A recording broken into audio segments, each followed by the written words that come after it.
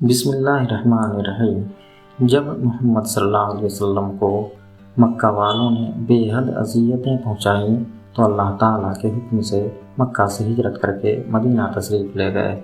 जब मोहम्मद सल्लल्लाहु अलैहि वसल्लम मदीना पहुँचे तो वहाँ के लोगों ने इस कदर खुशियाँ मनाई कि पहले कभी न मनाई हों।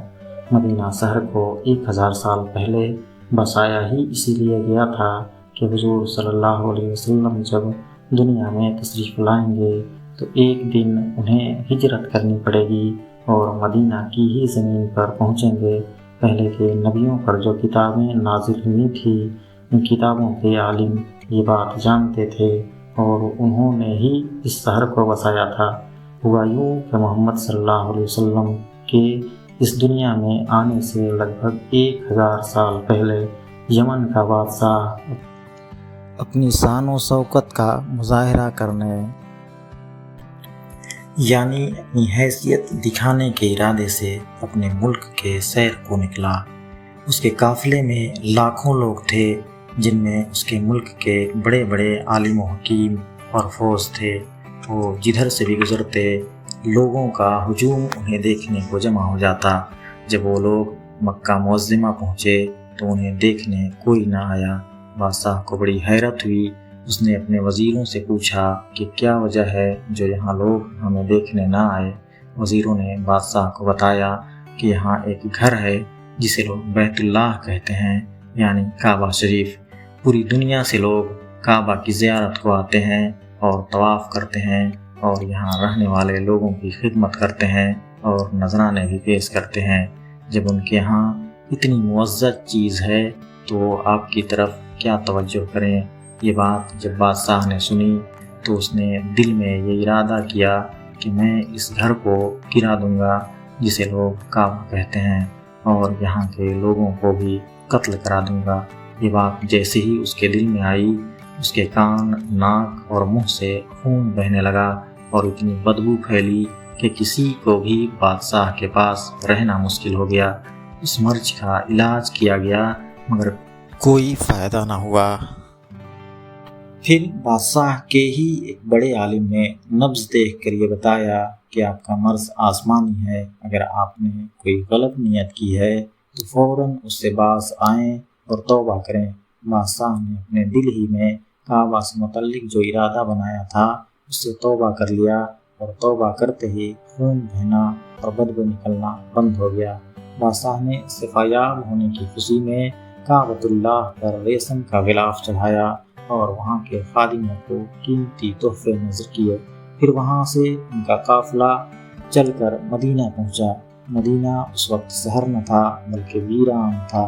बादशाह के साथ जो आसमानी किताबों के आलिम थे उन्होंने वहाँ की मिट्टी को सूंघ कर और कंकरियों को देखकर ये जान लिया कि हुजूर मोहम्मद सल्लल्लाहु अलैहि वसल्लम हिजरत करके यहाँ तशरीफ़ लाएंगे।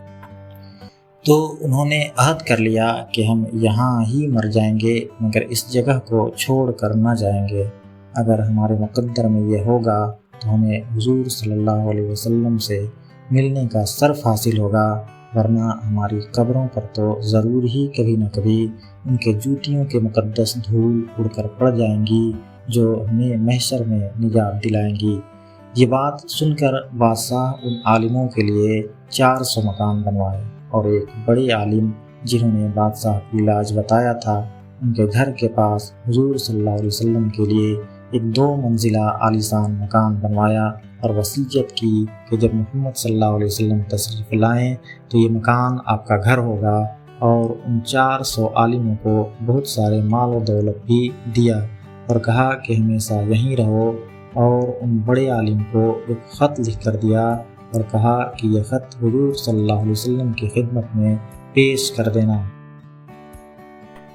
और अगर ज़िंदगी भर तुम्हें हुजूर सल्लल्लाहु अलैहि वसल्लम की ज़ियारत का मौका न मिले तो अपनी औलाद को वसीयत कर देना कि नस्ल व नस्ल ख़त को हिफाजत से रखें।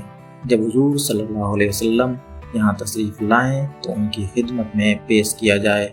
वो ख़त 1000 साल बाद हज़रत अबू अय्यूब अंसारी के ज़रिए हुजूर सल्लल्लाहु अलैहि वसल्लम की खिदमत में पेश हुआ। बादशाह ने लिखा था कि ऐ अल्लाह के हबीब, मैं आप पर ईमान लाता हूँ اور آپ پر جو کتاب نازل ہوگی اس پر بھی ایمان لاتا ہوں۔ آپ اللہ کے سچے رسول ہیں۔ قیامت کے دن آپ میری شفاعت فرمائیں۔ یہ لکھا تھا بادشاہ نے اپنے خط میں۔ جب حضور صلی اللہ علیہ وسلم مکہ سے ہجرت کر کے مدینہ پہنچے، سبھی یہ چاہتے تھے کہ حضور میرے گھر تشریف لائیں۔ حضور صلی اللہ علیہ وسلم نے فرمایا، میری اونٹنی کی نکیل چھوڑ دو، جس گھر میں یہ ٹھہرے گی اور بیٹھ جائے گی وہی میرا قیام گاہ ہوگا۔ جو 2 منزلہ مکان یمن کے بادشاہ نے حضور صلی اللہ علیہ وسلم کے لیے بنوایا تھا، وہ اس وقت ابو ایوب انصاری رضی اللہ تعالیٰ عنہ کے قبضے میں تھا۔